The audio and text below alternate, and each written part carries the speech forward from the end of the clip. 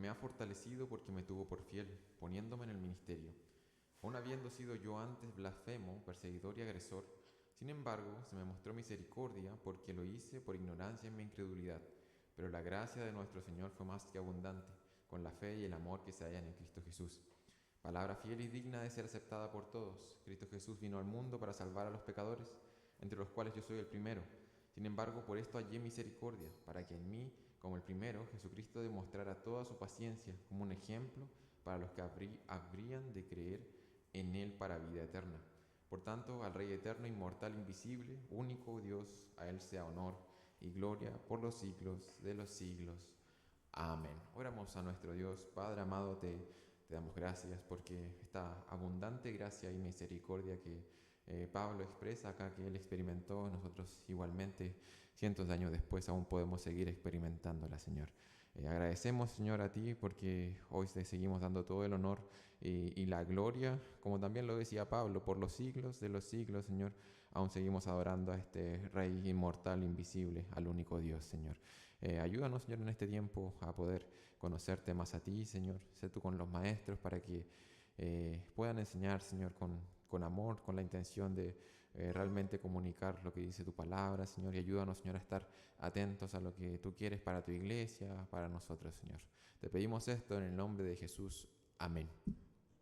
Los invito a pasar a sus clases, los maestros con sus respectivos alumnos, alumnas.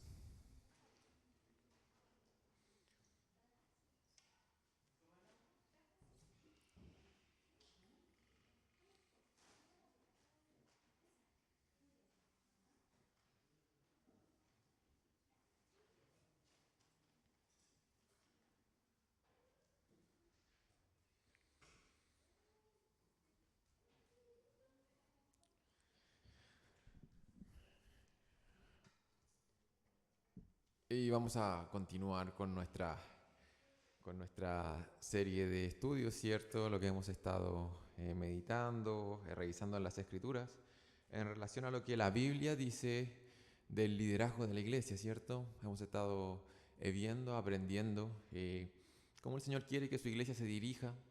Estuvimos revisando qué son los ancianos principalmente, cuál es la función de un pastor, de un obispo, de un anciano. Aprendimos también que son lo mismo, ¿cierto?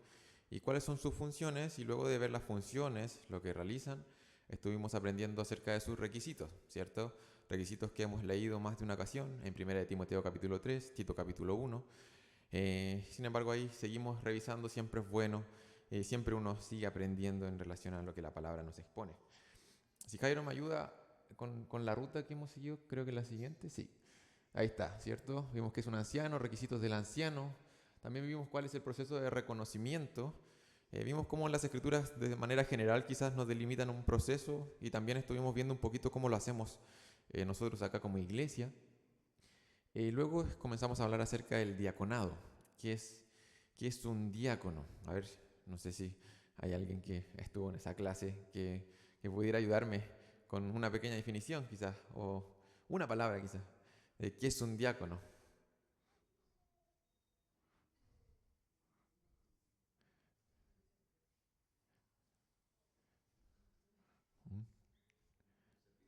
Un servidor, ¿cierto? Y de hecho la palabra que en el original literalmente significa eso, un siervo.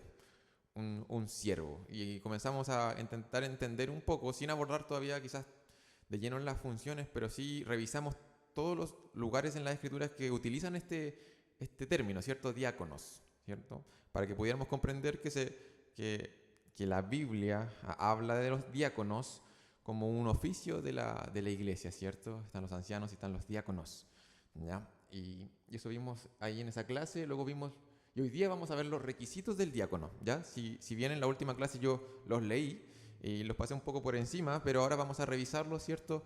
Uno por uno, lo que la palabra dice, que cómo debe ser un diácono, qué debiera esperarse de un diácono. ¿Y por qué estamos viendo esto?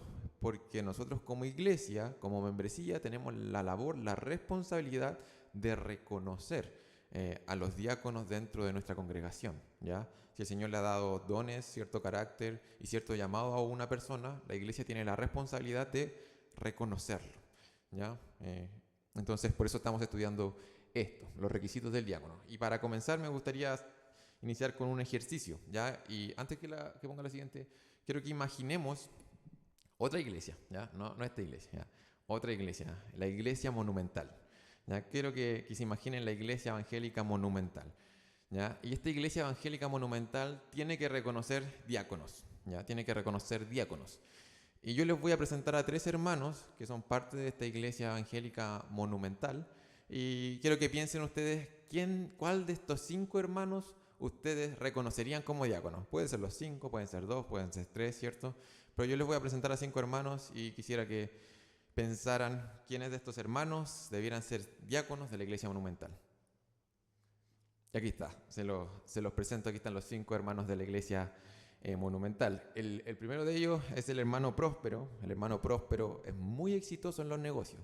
Ya este hermano Próspero, ¿cierto? Estudió, probablemente sea un ingeniero comercial que salió de la carrera, trabajó un tiempo y luego se puso su propia empresa. Ya tiene como 5 empresas. Él ya no se levanta temprano a trabajar, se levanta temprano para jugar golf con sus amigos, pero a él le va bastante bien en el mundo de los negocios. ¿Ya? Es exitoso en el mundo de los negocios, sabe mucho de administración. Sabe mucho de liderar grupos de trabajo, ¿ya? Él sabe hacer que las cosas sucedan, ¿ya? Porque eso es su trabajo secular, podríamos decir, y ese sería el hermano Próspero.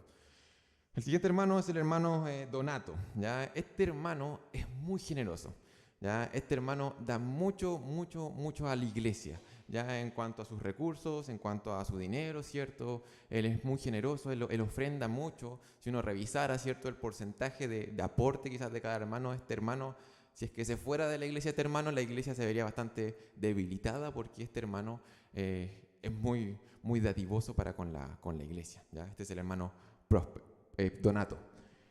El tercer hermano es el hermano Manolo, ¿ya? El hermano Manolo es muy bueno para las cosas manuales, ¿ya? Él es como un maestro chasquilla, ¿cierto? Él es capaz de reparar cualquier cosa que esté mala. Él repara techos, repara baños, repara lo que sea. Sabe poner cerámica, ¿cierto? Sabe hacer de todo el hermano Manolo, ¿ya? El cuarto hermano es el hermano Fidelino, ¿ya? Este hermano lleva toda la vida en la congregación, ¿ya? Toda la vida en la congregación. Lleva 40 años congregándose en UCB Monumental, ¿ya? En esta iglesia que estamos imaginando, ¿ya? Esa es la mayor característica del hermano Fidelino. 40 años en la congregación. Lleva harto rato. Y finalmente está el hermano Esperanzo, ¿ya? Y ahí como se ve, él es un hermano muy optimista y él está muy esperanzado en algún día convertirse en anciano, ¿ya? Y él tiene muchas ganas, muy animado de convertirse en anciano, ¿ya? Eso es lo que quiere él, ¿ya? Y está siempre ahí dispuesto porque él le gustaría involucrarse con la iglesia al punto de ser anciano de la iglesia. Estos son los 5 hermanos que quiero presentarles de la iglesia UCB Monumental y quiero que piensen a cuáles de estos hermanos ustedes reconocerían como diáconos, ¿ya? ¿A cuáles de estos hermanos ustedes reconocerían como diáconos? ¿Está alguno de estos hermanos calificados para ser diáconos? Y vamos a hacer una pequeña votación a mano alzada porque me gustaría saber cuántos de aquí reconocerían al hermano Próspero como diácono. El hermano que es muy bueno en la administración y hace que las cosas pasen. El segundo hermano sería el hermano Donato, el hermano que ofrenda mucho y es muy generoso en la iglesia. ¿Cuántos reconocerían al hermano Manolo como diácono? ¿Al hermano Fidelino? ¿No? ¿Y al hermano Esperanzo? Oh, le rompieron el corazón al hermano Esperanzo ahí que está esperanzado. ¿Ya? La pregunta que queremos responder en esta clase es ¿qué es lo que hace que alguien esté calificado para ser diácono? ¿Ya? ¿En qué deberíamos fijarnos para reconocer a alguien y que sea diácono? ¿Ya? Y los requisitos de los diáconos que se encuentran en Primera de Timoteo. En Primera de Timoteo, ¿ya? Y la carta de Primera de Timoteo tiene una particularidad. Bueno, estas cartas Pablo le escribe a Timoteo, ¿cierto? Timoteo se encontraba en Éfeso, en la iglesia específicamente de Éfeso. Y Pablo diseña esta carta no solamente para hacer una carta dirigida a Timoteo, a una persona en particular, sino que Pablo diseña esta carta general, como un documento más bien público. Ya tenía la idea de, obviamente, fortalecer a Timoteo, pero también que la congregación y que las iglesias en general fueran guiadas, que supieran cómo se debe ser iglesia, cómo se debe hacer iglesia, ¿cierto? Entonces, primera de Timoteo, si bien es una carta de Pablo a Timoteo, se puede tomar como que se puede aplicar de manera universal porque hay bastantes instrucciones en cuanto a cómo se debe llevar adelante el culto congregacional. Aquí están los requisitos de los diáconos, de los ancianos, y hay varias declaraciones en Timoteo que nos llevan a concluir esto, ya que la aplicación de esto es para todas las iglesias. ¿Ya? Por ejemplo, ahí pongo dos textos solamente en 1 de Timoteo 2:8. Dice, no sé qué traducción puse ahí, 2:8.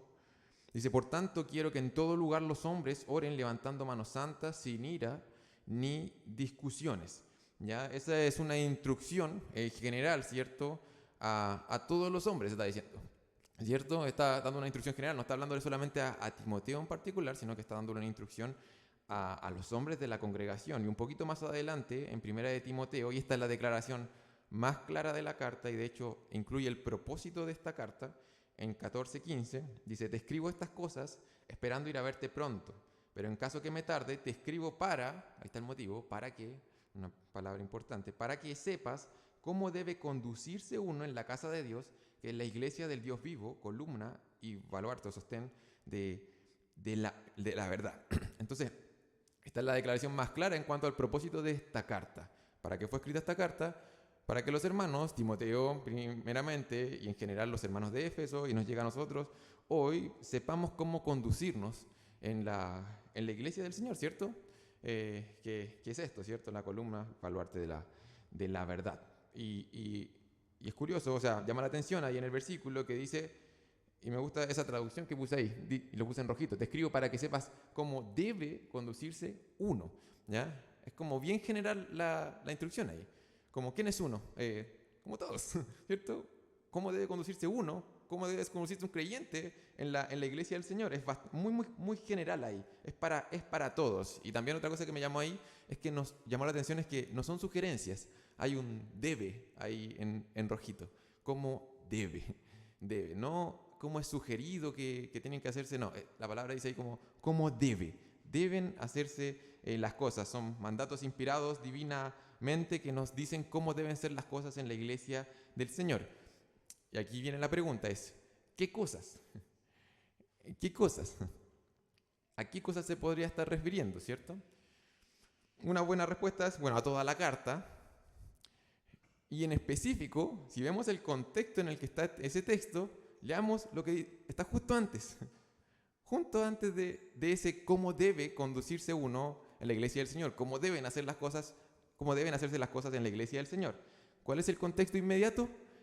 Los requisitos de los ancianos y de los diáconos.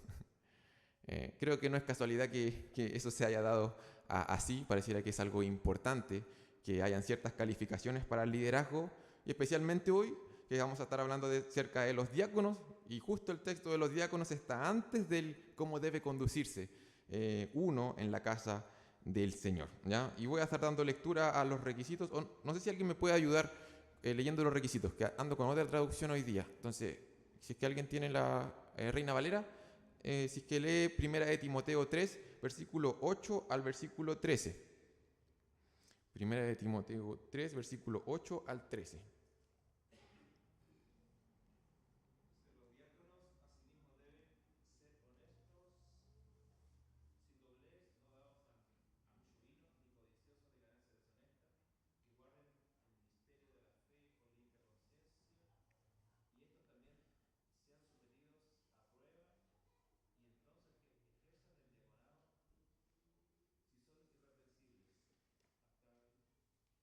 Hasta el 13, por favor.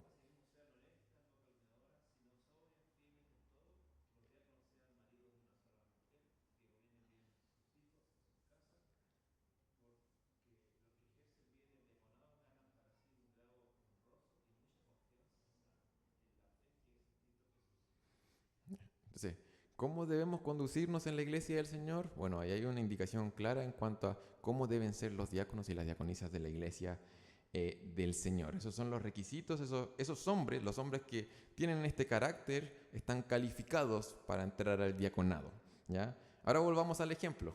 a nuestra iglesia UCB Monumental. Y según, dale Jairo, y según lo que acabamos de leer de los requisitos del diácono, y con solamente lo que yo les compartí, ¿debieran los hermanos, estos hermanos de la iglesia UCB Monumental, ser reconocidos como diáconos con lo que yo les compartí y a la luz de lo que acabamos de ver en las Escrituras?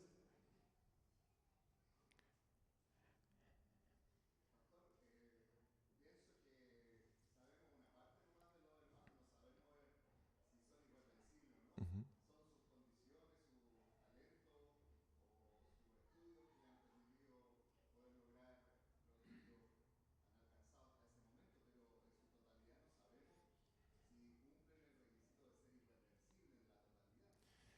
Entonces la respuesta sería quizás, ¿cierto? ¿Deberían ser estos hombres diáconos de la iglesia? Quizás, quizás, porque yo les compartí y las cosas que les dije no tenían directa relación con los requisitos que están acá. Quizás todos ellos tienen este carácter y efectivamente podríamos reconocerlos como diáconos, pero a priori, con lo que yo les compartí, no nos alcanzaría, ¿cierto? Porque los requisitos tienen que ver con cierto carácter, no con solamente lo que hacen estos hombres, sino quiénes son estos hombres, ¿ya? Y eso vamos a revisar ahora. ¿Cómo debe ser la persona que quiere entrar al diaconado? ¿Cuáles son estos requisitos que estos hermanos querían tener para entrar al diaconado? ¿Ya? Y vamos a comenzar a revisarlos uno por uno ahí lo que acabamos de leer. Cómo debe ser la vida de un diácono, ¿ya? La siguiente, Jairo. Entonces, en nuestras Biblias, ahí en 1 de Timoteo 3, versículo 8, comienza con un primer requisito, que es el requisito de ser honesto, ¿cierto? De ser honesto. La Reina Valera lo traduce como honesto. Otras traducciones, yo tengo acá la Biblia de las Américas, lo traduce como dignos, ¿ya? Deben ser dignos, ¿ya? Y esos dos términos nos ayudan a entender un poco a qué se refiere. Yo puse otras acepciones de esa palabra. Ser honestos significa ser... Bueno, está el requisito para los diáconos y para las diaconisas, el mismo requisito, honestos. Tienen que ser honorables, serios, dignos de respeto, ¿ya? Dignos de respeto. Algunos postulan, y me parece bueno a considerar, que este primer requisito de cierta manera podría abarcar todos los demás requisitos, como sucede con los ancianos, ¿cierto? Los ancianos, decía que el anciano tenía que ser irreprensible. Y uno se preguntaría, ¿qué significa ser irreprensible? Bueno, sigue avanzando en los atributos del anciano y se da cuenta qué significa ser irreprensible. Algunos postulan que con los diáconos sucede lo mismo, que diga que sean dignos de respeto, que tengan el respeto, ¿cierto?, de los demás, probablemente significa que tengan los demás carácter, que uno vea en esa persona un ejemplo, ¿ya? Un ejemplo de un carácter digno de imitar, ¿ya? Como Pablo le decía, ¿cierto?, a las iglesias, decía como... imítenme a mí, porque yo imito a Jesús. Alguien como honesto o digno de respeto sería alguien que usted piensa y dice, ¿sabes qué? Si es que a un nuevo creyente le tengo que decir, oye, mira a este hermano o esta hermana, porque ella está creciendo y tiene cierto carácter, ella es como digno de respeto, ¿cierto? Le diría, míralo a él, porque él está mirando a Jesús, ¿ya? Entonces, el primer requisito es ese, ya que sea digno de respeto, ¿ya? Y vamos a comenzar a entender un poco más en la práctica qué significa esto. Y de hecho los demás requisitos son bastante prácticos en cuanto a su carácter. La lista de requisitos continúa con 3 requisitos que son como negativos, podríamos decir, ¿cierto? Ahí está, ¿ya? Son 3 requisitos negativos y estos 3 requisitos creo que tienen que ver con algo muy similar, ¿ya? El primero es que sea sin doblez, ¿ya? Sin doblez. Aquí la traducción que tengo dice de una sola palabra, ¿ya? De una sola palabra, ¿ya? Me gustó ahí el término en el original, dice que no sea dílogos, ¿ya? No sé si alguien se acuerda qué es logos. Palabra, ¿cierto? Entonces dice que no sea de 2 palabras, ¿ya? Incluso algunas traducciones lo ponen como que no sea bilingüe, ¿ya? Pero en el sentido que como que tenga 2 lenguas, ¿ya? Es como eso. ¿Ya? Ese es el sentido. Y de hecho, que nuestra Biblia dice sin doblez, se refiere al doblez de la lengua, ¿cierto? a eso se refiere, y probablemente está diciendo que estos hombres, estas mujeres, tienen que esforzarse por controlar su lengua. De hecho, en el requisito de las mujeres explícitamente dice que no sea calumniadora, ¿ya? Que sea una persona de una sola palabra. A menudo se cree que como estas personas se van a dedicar al servicio práctico, van a estar en constante roce con muchas personas, con muchísimas personas. Recordemos un poquito de Hechos capítulo 6, ¿cierto? Que estas personas iban a estar sirviendo las mesas de viudas, ¿cierto? Personas que necesitaban ayuda, personas que estaban en una situación de vulnerabilidad, iban a tener muchas interacciones con personas. Y no sé cuántos de acá han trabajado con personas, yo creo que la mayoría, pero trabajar con personas no es tan sencillo, ¿ya? Y el diácono tiene que ser una persona de una sola palabra, ¿ya? Que no esté diciendo algo por acá y que luego esté diciendo completamente lo contrario por otro lado. Podríamos decir que una persona sin doblez de lengua sería, y aquí tengo como 3 guías que un pastor ponía, él decía que significa que tiene que guardar su lengua de revelar información que a la persona que le sirven no debiera o no necesita saber, ¿ya? Ser sin doblez de lengua podría significar eso. También significa guardar tus oídos para no ser parte de chismes o calumnias contra otras personas de la congregación, ¿ya? Estar prestando el oído para luego, ¿cierto?, estar hablando a espaldas de los hermanos. Y ser sin doblez de lengua también significaría guardar las lenguas de los chismes, de las calumnias, cuando cuenten conversaciones o información a otros, ¿ya? Siempre está la tentación de sale un comentario y querer escuchar algo más, ¿cierto? Algo delicado quizás que sabemos que sucedió y queremos saber quizás detalles, compartirlo con otros o qué sé yo. Aquí las escrituras nos proponen que tener nuestra lengua o usar nuestra lengua de esa manera es un defecto en el carácter, ¿ya?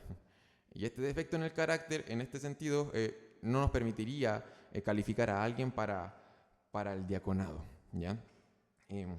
Otra frase que encontré útil en relación al uso de la lengua.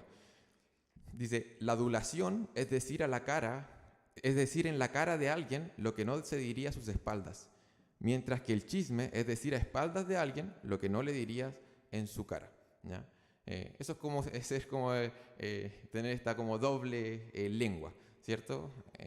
Decirle a alguien a la cara, adularlo, sin embargo, a espaldas está diciendo otra cosa, y lo contrario sería también decir cosas a su espalda que no está dispuesto a decírselo en la cara, ¿cierto? No ser de una sola palabra, y un diácono debiera evitar ambas cosas, ¿ya? Ese es parte del carácter, y yo le puse ahí y le repetí en todos, sería controlar la lengua, ¿ya? Tener dominio propio de su lengua, ¿ya? El siguiente requisito es no dados a mucho vino. Hay algunos juegan con el tema de que los ancianos no dados al vino, los diáconos no dados a mucho vino.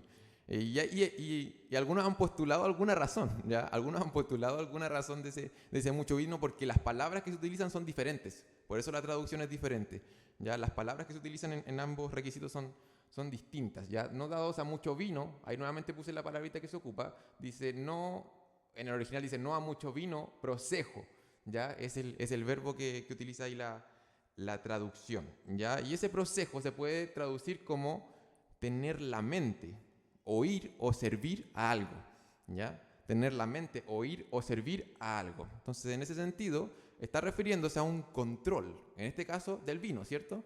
Cuando uno se emborracha, y está refiriéndose a eso, ¿cierto? A la embriaguez. Cuando uno se emborracha, uno pierde el control de sus sentidos, y hay otra cosa que lo está controlando, ¿cierto?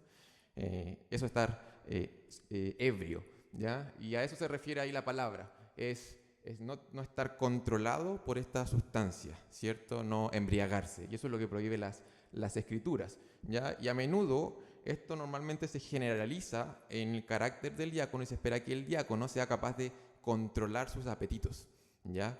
Que no sea una persona que está controlada por alguna sustancia, ¿cierto? O el vino puede ser algún tipo de droga, ¿cierto? Algún tipo de adicción.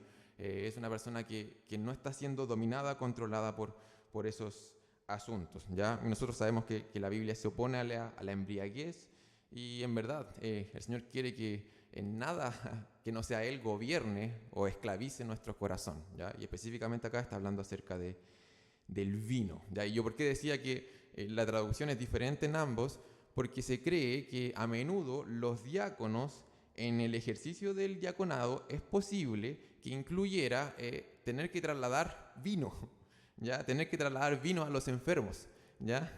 Nuevamente, ellos iban a tener un trabajo especial con las personas vulnerables y por razones médicas se utilizaba el vino y se cree que los diáconos iban a estar de cierta manera envueltos con el vino. Y es por eso que utiliza esa expresión que es diferente a la expresión de los ancianos. Efectivamente, los ancianos tampoco deben ser controlados por ninguna sustancia, ¿ya? Pero específicamente en el caso de los diáconos se cree que ellos iban a tener algún trabajo relacionado con eso también, ¿ya? El siguiente requisito, que es dentro de los 3 requisitos que comienzan con una prohibición, es no codiciosos de ganancias deshonestas, ¿ya? No codiciosos de ganancias deshonestas, ¿ya? Ahí literalmente dice no ganancias deshonestas, dice eso en el griego, no ganancias deshonestas, pero aquí estamos hablando de adjetivos, ¿cierto? Estamos hablando de adjetivos que tiene que tener esta persona, son calificaciones, ¿cierto? Características de la persona. Y en la palabra dice, esta persona no ganancias deshonestas, ¿ya? Y es como un adjetivo, no se ocupa en forma de sustantivo. ¿Qué se refiere a eso? Está diciendo que esta persona no sea, y algunas traducciones lo ponen como un amador, ¿cierto? Como un amador de las ganancias deshonestas, ¿ya? Yo le dije que estos 3 atributos podrían tener algo en común y es, de cierta manera, el dominio propio. Controlar la lengua, ¿cierto? Controlar los apetitos y controlar, yo le puse ahí, creo que le puse la billetera, ¿ya? Pero tener un dominio, ¿cierto? De estas áreas.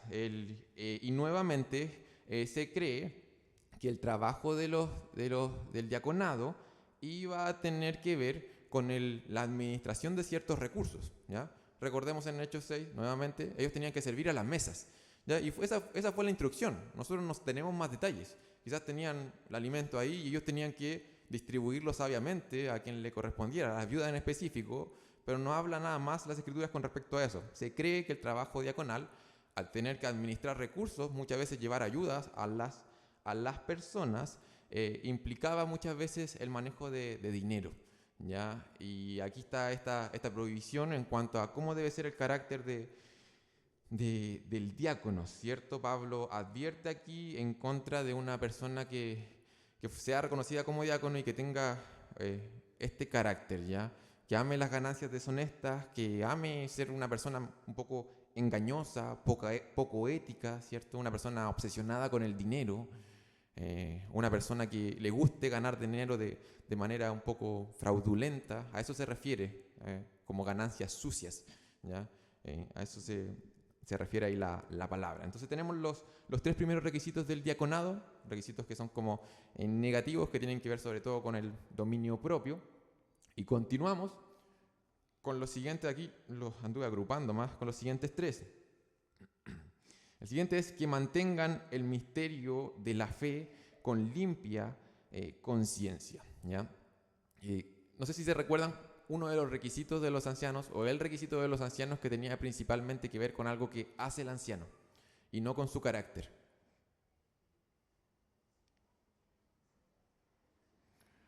Hay un requisito del anciano muy explícito que tiene que ver no con algo que es el anciano, sino con algo que hace. Enseñar, ¿cierto? Hay uno de los requisitos que es distintivo de los ancianos y es uno de los que distingue notablemente en contraste con los diáconos, y es que el hecho que el anciano tiene que ser apto para enseñar. Tiene que ser apto para enseñar, ¿ya? Y en el caso de los diáconos no se incluye eso. Y alguien podría suponer entonces que el diácono no tiene que saber mucho de la palabra o no tiene que saber mucho de doctrina, ¿cierto? Alguien podría suponer eso. Sin embargo, aquí hay un requisito que sí tiene que ver con eso, ¿ya? No tiene que ser apto para enseñar, sin embargo, este hombre tiene que amar las Escrituras. Esta persona tiene que amar la Biblia, ¿ya? Es Dios hablando a nuestras vidas, y este carácter irreprensible que tiene que tener igualmente el diácono apunta hacia eso, ¿ya? Probablemente los diáconos en el ejercicio de servir con personas se van a encontrar en situaciones en donde van a tener que compartir las escrituras, ¿ya? En medio de conflictos que puedan surgir, ¿cierto? En medio de situaciones muy complejas, ayudando a personas que puedan estar en necesidad. Estas personas deben guardar el misterio de la fe con limpia conciencia, ¿ya? La palabra cuando aquí habla de misterio se refiere a una verdad divina, no es algo que ahora esté como oculto, sino que principalmente se refiere a que una verdad divina estaba oculta en el pasado y que ahora ha sido revelada, ¿ya? A menudo cuando se habla de misterio en la Biblia hace referencia a eso, algo que estaba oculto en el pasado y que fue revelado. Y específicamente habla aquí el misterio de la fe, de lo que hemos recibido, del Evangelio, ¿cierto? Y guardar el misterio de la fe al menos implica 3 cosas, ¿ya? Lo primero es que esta persona debe conocer la fe, ¿ya? Debe conocer en lo que ha creído. No se puede guardar lo que no se conoce, ¿ya? Debiera ser una persona que tiene al menos un nivel de hambre por conocer las cosas de Dios, ¿ya? Quiere conocer a su Dios. ¿Para qué? Para poder guardar esas cosas. Lo segundo es que, debe conocer la fe, debe aferrarse a la fe en su corazón, no debe avergonzarse de su fe. Y tercero, debe vivir la fe, ¿ya? Y creo que hacia allá apunta este requisito sobre todo. Ya dice, debe guardar el misterio de la fe porque añade ahí un apellido o como una manera de hacerlo, ¿cierto? Con limpia conciencia, ¿ya? Debe guardarlo con limpia conciencia. Eso implica que esta persona no es, podríamos decir, como un hipócrita, ¿ya? Es una persona íntegra, ¿ya? Es una persona que lo que ha recibido lo está intentando vivir, ¿ya? Y eso hace que su conciencia esté limpia, ¿ya? Porque su conciencia está siendo alimentada por la palabra de Dios y él está respondiendo a esa conciencia alimentada por la palabra de Dios, ¿ya? Lo contrario sería comenzar a ir en contra de la conciencia y que la conciencia se vea afectada, y que se comience a cauterizar, ¿cierto? Cuando pecamos, cuando hay algo en nuestro interior que nos dice que está mal y lo hacemos igualmente y vamos en contra de nuestra conciencia comienza a perder sensibilidad. Y es por eso que después comenzamos a pecar en mayores maneras, ¿ya? Pero esta persona se está esforzando por guardar el misterio de la fe con limpia conciencia, ¿ya? Alimentar su conciencia con la palabra de Dios y responder adecuadamente a eso, ¿ya? Algunos pastores dicen que es como que esta persona se esfuerza por mantener las cuentas claras con Dios, ¿ya? Se esfuerza por mantener las cuentas claras con Dios a través de la confesión, del arrepentimiento genuino y continuo en su vida, ¿ya? Que mantenga el misterio de la fe con limpia conciencia. Luego dice, sometidos a prueba. Estamos ahí en 1 Timoteo 3, para los que se están incorporando, versículo 10, ¿ya? Que sean sometidos a prueba primero, y si son irreprensibles, que entonces sirvan como diáconos, ¿ya? Aquí le voy a dar la tarea al pastor Walter porque quizás pasemos una clase más en cuanto a los diáconos y de manera práctica qué podría significar esto, ¿cierto? Porque aquí quizás nos alienta como iglesia a pensar en algún proceso, ¿cierto? Debe haber algún proceso, no dice cuánto debe durar, no dice cómo debe hacerse, pero sí habla de que tiene que haber formas que la iglesia debe llevar a cabo para saber si esta persona tiene el carácter para poder servir como diácono, ¿ya? Y que no nos quedemos solamente con la foto que les puse en el inicio, con ese quizás pinta para diácono. No, que podamos tener procesos en que podamos conocer a esta persona y podamos tener la certeza de que este es su carácter y que está calificado como diácono, ¿ya? Las escrituras no dan un proceso explícito en cuanto a cómo hacer esto, por eso necesitamos discernimiento, mucha sabiduría y oración en la forma en que podemos hacerlo como iglesia. Lo que no es negociable es que el diaconado, las personas que ingresen al diaconado tienen que tener este carácter y tenemos que reconocer esto, ¿ya? A esto apuntan las escrituras, ¿ya? Y bueno, ahí añade, y de esa manera vamos a ver que esta persona es irreprensible, ¿ya? Al tener ese medio por el cual conocer su carácter, sus aptitudes como candidato, antes de incorporarlo y que luego quizás sea demasiado tarde, ¿ya? Y el siguiente requisito, bueno, fui mezclando ahí un poquito los requisitos con los que aparecen de las mujeres, ¿ya? Pero el siguiente requisito es maridos de una sola mujer que gobierne bien sus hijos y sus casas, ¿ya? Ahí la palabra está apuntando especialmente a que tenga una vida familiar fiel, ¿ya? En los ancianos también lo veíamos, se comentó queremos que esta persona sea una persona piadosa. Y esa piedad se comienza a manifestar primeramente cuando casi nadie de acá lo ve, sino que solamente ahí, en su casa, en su familia, en su intimidad. Ahí se ve cómo es realmente esa persona. Y desde allí fluye su carácter hacia acá, hacia la iglesia. No es al revés, no venimos aquí a intentar hacer diáconos mientras en nuestros hogares no, estamos bastante alejados de este carácter, ¿cierto? Es al revés, como de adentro hacia afuera, en nuestra relación con Dios, en nuestra relación con nuestras esposas, con nuestros hijos, ¿cierto? Cómo llevamos nuestro hogar y cómo eso da como resultado que nuestras iglesias tengan un impacto positivo, ¿ya? De hecho, por eso el año pasado, a finales del año pasado, estuvimos estudiando la familia, ¿ya? Porque es sumamente relevante la manera en que estamos llevando adelante nuestras familias, nuestras relaciones más cercanas. Y en ese sentido, los diáconos tienen el mejor campo de entrenamiento, que es su hogar. Es la manera de ser un siervo con sus esposas, sus esposos, con sus hijos, ¿ya? Ese es el primer campo de entrenamiento en donde pueden servir a los creyentes, servir a la iglesia del Señor en sus hogares. Un pastor dijo: no existe un buen diácono que sea un pésimo esposo o padre. Es fuerte, yo lo encontré fuerte. No existe un diácono que sea un pésimo esposo o padre, ¿ya?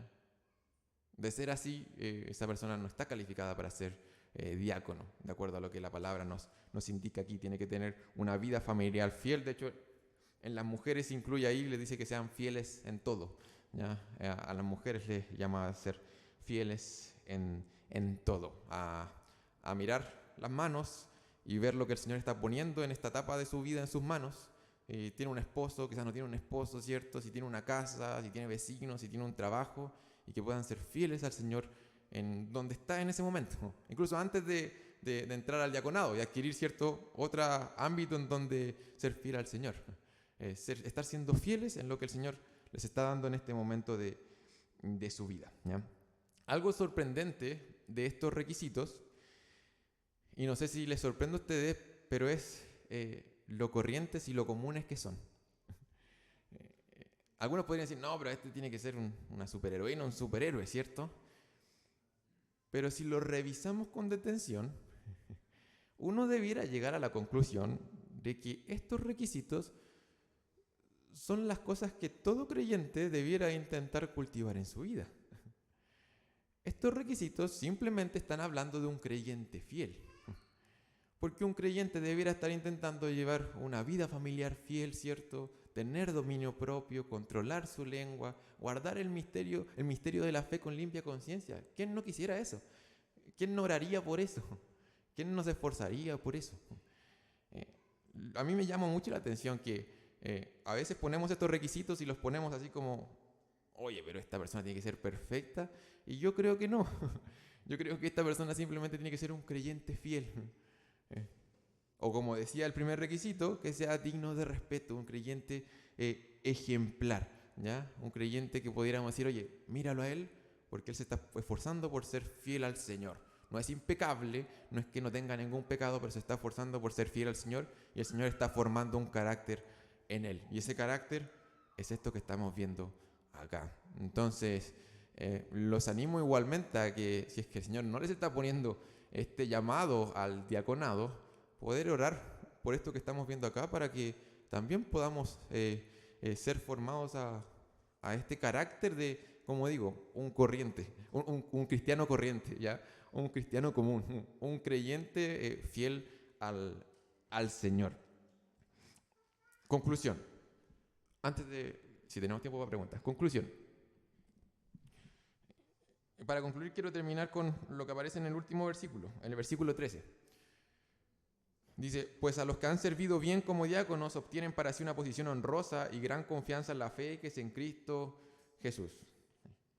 Esto no se vale, porque los ancianos no incluye esta promesa al término de los requisitos.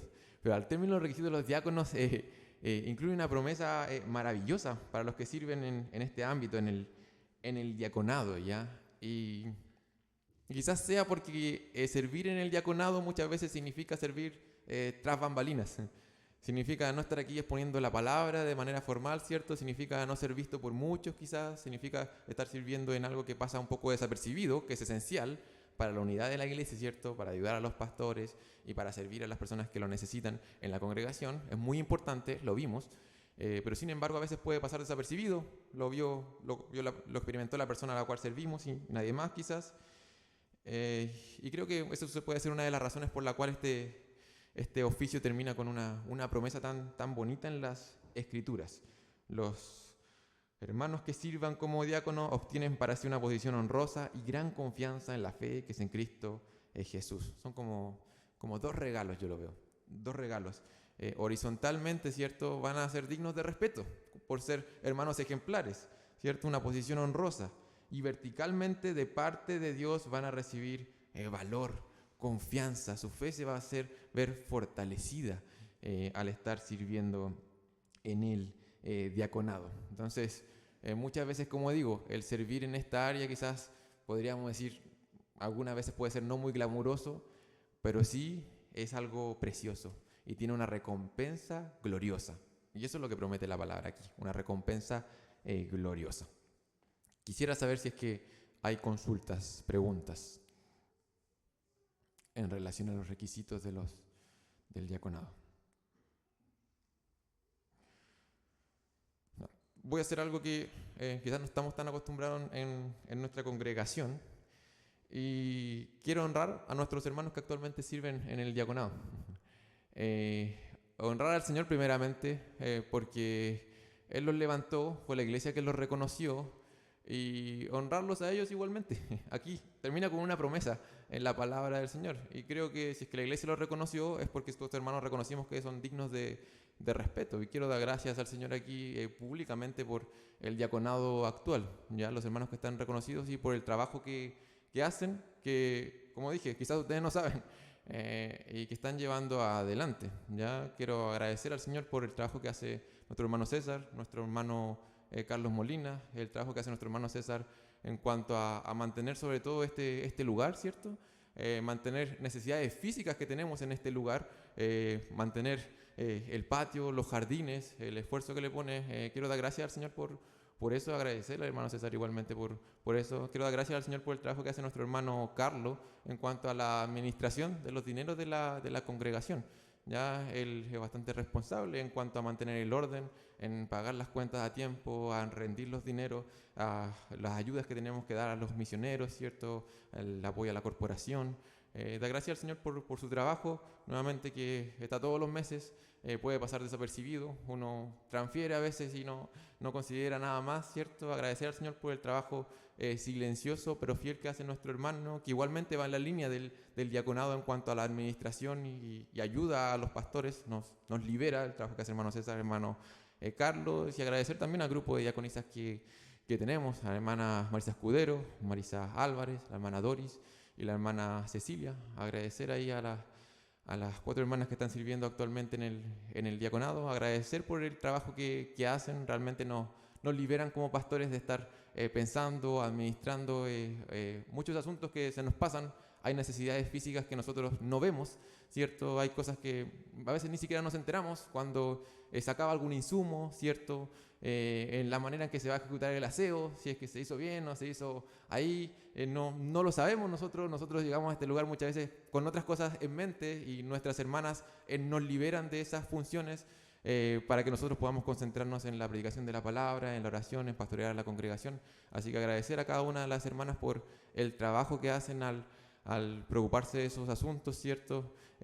Fielmente, en su manera se han ido organizando cada vez mejor, así que agradecerles por el tiempo, por el servicio, por el esfuerzo que ponen en el servicio al Señor primeramente y que hacen que esta iglesia se mantenga unida, ¿cierto? Porque el trabajo del diaconado apunta hacia eso, hacen que esta iglesia se mantenga unida, fortalecen también, ¿cierto?, el ministerio pastoral al liberarnos de esas funciones e igualmente ayudan a la congregación al proveer para las necesidades físicas de los hermanos, ¿ya? Así que agradecer al Señor por el diaconado que tenemos en este momento y vamos a terminar orando al Señor, dando gracias por nuestros hermanos, ¿cierto? Y vamos a continuar orando como lo hemos hecho por hermanos, hermanas que puedan tener este llamado para que podamos reconocerlas adecuadamente en su momento. Así que oramos a nuestro Dios. Padre amado, te damos gracias, Señor. Gracias te damos, Señor, porque no tenemos que inventar cómo conducirnos en tu iglesia, Señor, sino que en tu palabra hay instrucciones claras, Señor, y eso leíamos en 1 de Timoteo, en cómo cada uno de nosotros debe conducirse en la iglesia del Señor, esto que es columna, baluarte de la verdad. Agradecemos, Señor, por tu guía, porque tú estás hablando de tu iglesia, Señor, quieres que tu iglesia sea edificada, quieres fortalecer tu iglesia, quieres que tu iglesia, Señor, impacte a las personas que no te conocen, Señor, pero para eso tenemos que escuchar tu voz. Ayúdanos, Señor, a crecer en sabiduría en este sentido, a no dejarnos guiar, Señor, quizás por el temor al hombre, Señor, por las opiniones, por las urgencias que hay, Señor, y que quizás vemos la necesidad de tener muchísimos diáconos, Señor. Ayúdanos, Señor, a dejarnos guiar por ti, Señor, por lo que tú dices en tu palabra, por cómo deben ser estos diáconos, estas diaconisas, Señor, y a reconocerlos, Señor. Animar a nuestros hermanos en los cuales estamos viendo este carácter, animarlos igualmente a considerar este llamado hermoso, este llamado con recompensa, este llamado con una promesa maravillosa, Señor, que su fe, Señor, se vea fortalecida, que su confianza, Padre bendito. Y qué mejor llamado que poder servirte a ti. Padre amado, te damos gracias igualmente por los hermanos que actualmente están sirviendo en el diaconado en nuestra congregación, Señor. Te damos gracias porque si es que ellos están perseverando, es solamente obra tuya, Señor. Es tu gracia que se sigue derramando hacia sus vidas, que los capacita, que los fortalece, Señor, para poder servirte a ti. Porque todo lo que hacemos, Señor, tiene que ir en esa dirección y especialmente, Señor, el servicio en las áreas que se desenvuelven nuestros hermanos. Estamos agradecidos, Señor, por su servicio y te pedimos, Señor, que lo sigas fortaleciendo, Señor. Porque servir en el diaconado, Señor, puede tener desafíos particulares, Señor. Cosas particulares que pueden suceder en nuestro corazón igualmente, Señor, y te rogamos que seas fortaleciéndolos a ellos, Señor, primeramente en la intimidad, que sigan poniendo sus esfuerzos, Señor, para que en sus hogares sean primeramente fieles, Señor, y que esa fidelidad, Señor, se vea como resultado, que ellos también sean fieles, Señor, aquí en la iglesia del Señor. Ayúdanos como congregación igualmente, Señor, a animarlos, Padre, porque nuestros corazones lo necesitan, Señor. Somos ciegos muchas veces, no vemos cómo tu gracia ha estado obrando en nuestras vidas, Señor, a lo largo del tiempo. Y para eso estamos, Señor, nos tenemos unos a otros, Señor, para animarnos igualmente, Señor, y mostrar cómo tú estás obrando en nuestras vidas, Señor. Te damos gracias por este tiempo de enseñanza, te damos gracias también por los alimentos que nos vamos a servir y que han sido servidos, Señor, precisamente por nuestras hermanas diaconisas. Te agradecemos a ti, Padre, en el nombre de Jesús. Amén. Vamos a tener un tiempo de